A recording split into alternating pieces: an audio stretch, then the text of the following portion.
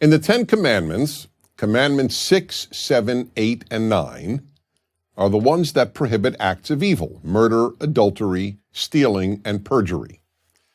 And then there is one commandment that prohibits the thing that leads to murder, adultery, stealing, and perjury. Which one is it? It's the last of the 10.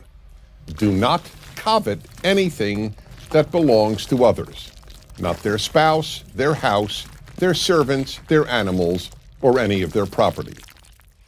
In order to understand this commandment and its unique significance, the first thing to understand is that this is the only one of the 10 Commandments that legislates thought. All the other commandments legislate behavior. In fact, of the 613 laws in the 5 books of Moses, virtually none prohibit thought.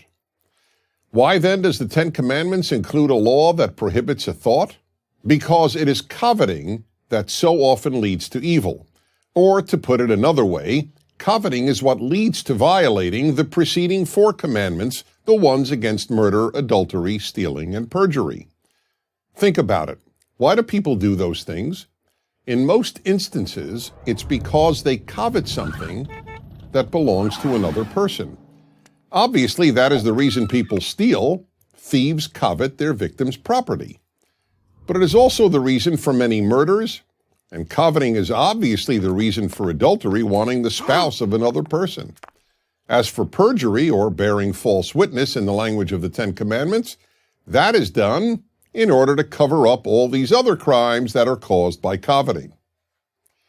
But in order to understand why coveting is the one thought that is prohibited in the 10 Commandments, and one of the only thoughts prohibited in the entire Hebrew Bible, we need to understand what coveting means, and equally important, what it doesn't mean.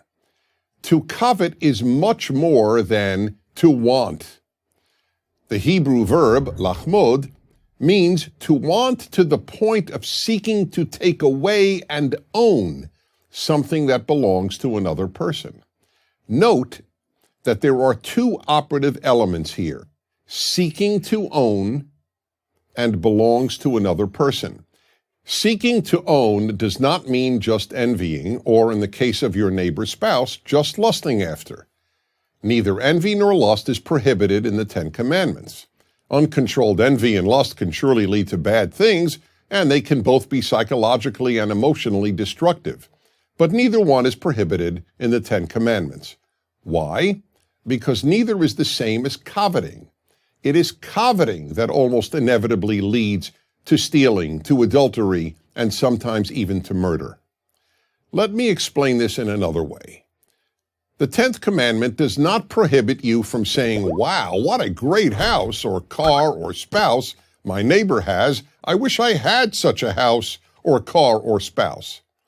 That may end up being destructive, but it may also end up being constructive. How? It may spur you to work harder and improve your life so that you can obtain a house or car or spouse like your neighbors.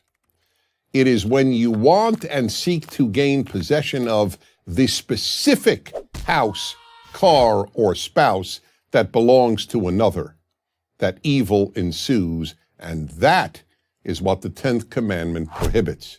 Therefore, one of these 10 commandments, these 10 basic rules of life, must be that we simply cannot allow ourselves to covet what belongs to our neighbor. Whatever belongs to another person must be regarded as sacrosanct.